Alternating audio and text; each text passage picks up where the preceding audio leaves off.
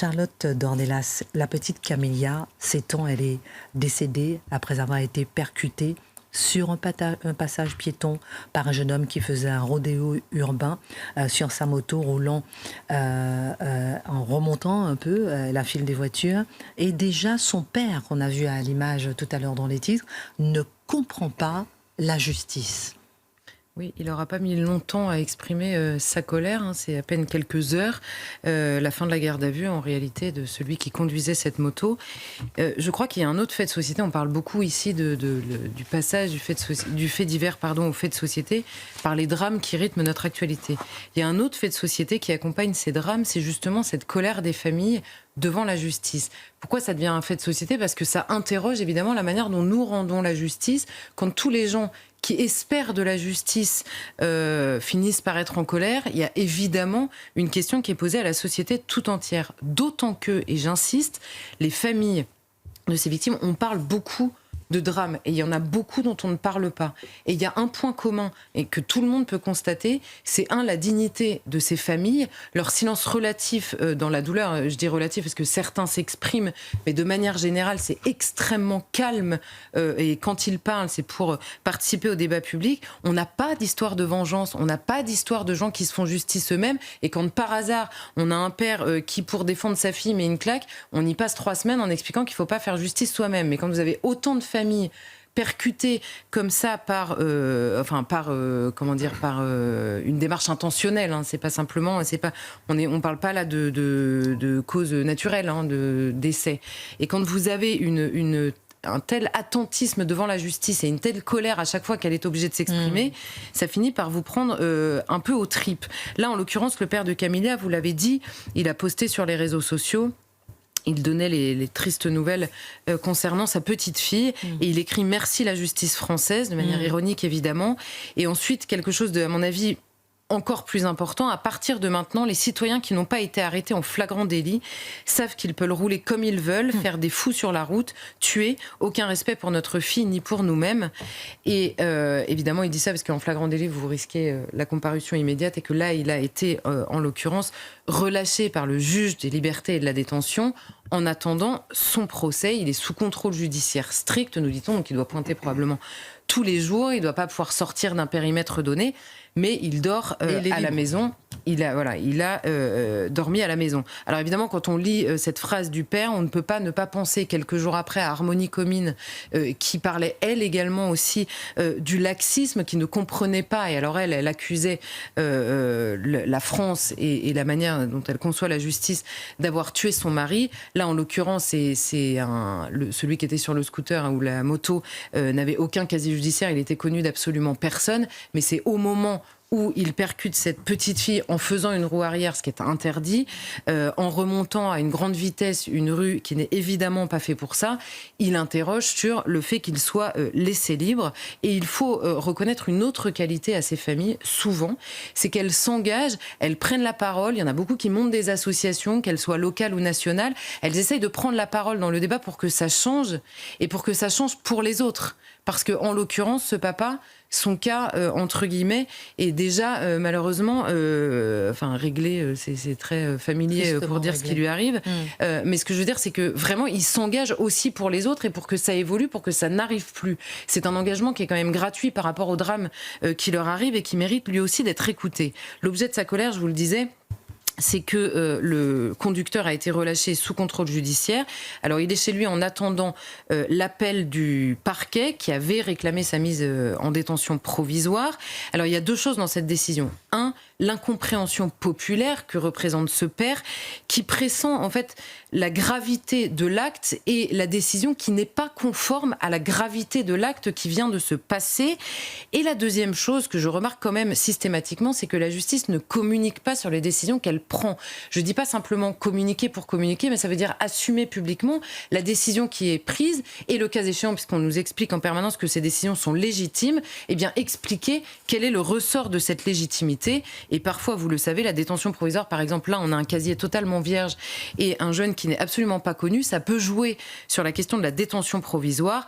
Précisons toutefois que la détention provisoire, évidemment, ensuite est déduite de la peine qui est prononcée. Il ne s'agit pas, évidemment, d'une remise en liberté pour toujours, il y aura un procès et il aura évidemment une peine, cet homme-là. Il sera, au moment où elle sera prononcée, il sera intéressant de se pencher dessus. On apprend à l'instant que l'avocat, maître Nabil Boudi, annonce que l'audience était fixée au 10 septembre. À suivre. Alors, ces derniers temps, Charlotte Dornelas, le législateur a voulu faire évoluer la loi sur ces sujets routiers, sur ces délits routiers, sur ces rodéos, ces roues arrière en particulier. Où est-ce qu'on en est aujourd'hui ? Oui, alors quand il y a un mort dans un accident comme ça sur la route, vous vous souvenez de la question de l'évolution, c'était avec Yannick Aleno qui avait perdu son fils dans les circonstances, dans un accident de la route, perpétré par quelqu'un qui avait consommé de la drogue, qui n'avait pas le droit de conduire, qui avait volé une voiture, beaucoup de circonstances aggravantes. Et lui avait demandé que les poursuites pour blessure involontaire deviennent un homicide routier, ce qu'il appelle un homicide routier, donc homicide involontaire. En l'occurrence, cette transformation a été mise en suspens évidemment par la dissolution de l'Assemblée nationale. Notons qu'à l'époque, on avait beaucoup parlé de la prise d'alcool et de stupéfiants avant de prendre le volant.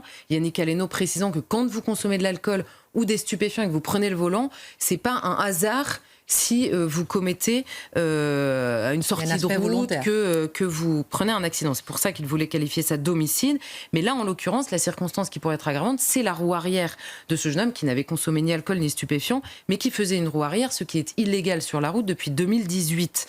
Alors, c'est puni dans le code pénal d'1 an de prison, 15 000 € d'amende, annulation du permis, confiscation du véhicule. Sauf que, parce qu'il y a toujours un sauf que, il fallait jusqu'à maintenant prouver devant le tribunal, d'abord il fallait passer devant le tribunal, quand il n'y a pas de conséquences dramatiques, c'était pas le cas évidemment à chaque fois, et il fallait prouver que l'intention du conducteur était, je cite, d'adopter une attitude imprudente, dangereuse, délibérée et répétée. Donc il fallait prouver ça pour que éventuellement vous soyez puni quand par hasard vous passiez devant le tribunal. Donc l'impunité se poursuivait assez tranquillement. Ça n'est plus nécessaire de devoir prouver ça, mais ça a été rétrogradé. C'est désormais une infraction qui a été décidée par un décret du 10 juin 2024. Donc là, il y a interdiction, c'est très clair, de position ou manœuvre acrobatique ou non conforme à l'utilisation normale du véhicule sur une voie ouverte à la circulation publique. Simplement, on a un peu baissé dans nos exigences. C'est 45 à 450 € d'amende sur décision d'un tribunal, 2 points, et éventuellement un retrait de permis plus un stage de sensibilisation. Le problème, comme d'habitude, est d'avoir les moyens d'appliquer l'évolution de cette loi, les moyens idéologiques, que ce soit du côté judiciaire ou politique, et les moyens tout court, quand on voit l'embolie, évidemment, des tribunaux. Vous parlez de moyens idéologiques, puisqu'on parle d'idéologie et d'excuses. Comme à chaque fois, nous avons une sociologue qui nous a expliqué ce week-end que nous avions affaire à une West Side Story. Comment expliquer cette déconnexion totale ? Alors en effet, elle nous expliquait, c'est pas des voyous, c'est des gens qui s'ennuient, mais bientôt, vous inquiétez pas, ils vont poser la moto, se marier, avoir des enfants. Elle expliquait ça sur ce cas précis, quand même, en l'occurrence. Vous savez, il y a 2 sortes de gens dans un regard idéologisé de cette manière-là. Les faibles, les forts, les dominés, les dominants. Donc c'est la harangue dont on parlait la semaine dernière, du syndicat de la magistrature. Soyez partiaux. Décidez a priori qui vous allez défendre. Et tous ceux que l'on pressent faibles dans ce regard-là sont excusés a priori. Je parle sur le terrain judiciaire, là en l'occurrence, sans peur de l'incohérence. Vous avez un mouvement qui veut reconnaître une égalité parfaite entre les hommes et les femmes aujourd'hui dans la société, quelles que soient les circonstances. Sauf devant la justice, puisque a priori, toute parole féminine est crue. C'est exactement le ressort du mouvement MeToo, qui a accompagné le mouvement MeToo. Les enfants, par exemple, on a un débat dans la société qui dit mais ils devraient pouvoir changer de sexe, faire leur transition sociale au minimum, prendre des bloqueurs de puberté. Ils sont en capacité de savoir s'ils sont hommes ou femmes, ce qui n'est pas rien quand même comme décision pour la vie. Mais en revanche, ils ne seraient pas en mesure de comprendre devant la justice ce qu'ils font, si c'est bien ou mal, alors que c'est parfois assez basique. Les personnes issues de l'immigration, les immigrés, qui doivent être considérés par tous, tout le temps, comme des citoyens comme les autres, même quand ils n'ont pas la nationalité d'ailleurs dans le ressort. Mais devant la justice, c'est pas pareil, on n'en parle pas pareil, parce que comme c'est différent, eh bien tout à coup ça redevient différent. Là, il y a d'abord une inégalité évidente, une injustice criante, voire même une manière de les considérer tellement différemment que ça en devient suspect, me semble-t-il. Et il faut comprendre que certains parents sont démissionnaires complètement dépassés, mais il ne faut surtout pas prendre le relais de l'éducation par le biais d'une justice ferme, ce qui est évidemment les abandonner tout court. Alors cette culture de l'excuse, qui est soi-disant humaniste, elle est un abandon de bout en bout. Pourquoi je dis de bout en bout ? Parce que c'est évidemment exécrable pour la famille, en l'occurrence de cette petite fille, et beaucoup plus largement pour toutes les familles de victimes. Et c'est exécrable par l'impunité que ça génère chez certains jeunes. Je m'explique. Ce gamin-là, en l'occurrence, il n'avait pas de casier, il n'était pas connu pour ça. Il a 19 ans. 19 ans, il se retrouve avec la vie d'une gamine de 7 ans sur la conscience. Je pense que sincèrement, en réfléchissant, on peut souhaiter ça à personne.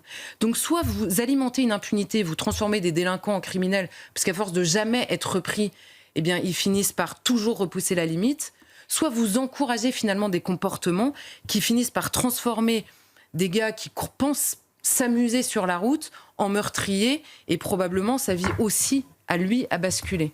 Donc c'est honteux de bout en bout en réalité. Merci beaucoup, Charlotte, pour votre regard sur cette triste actualité.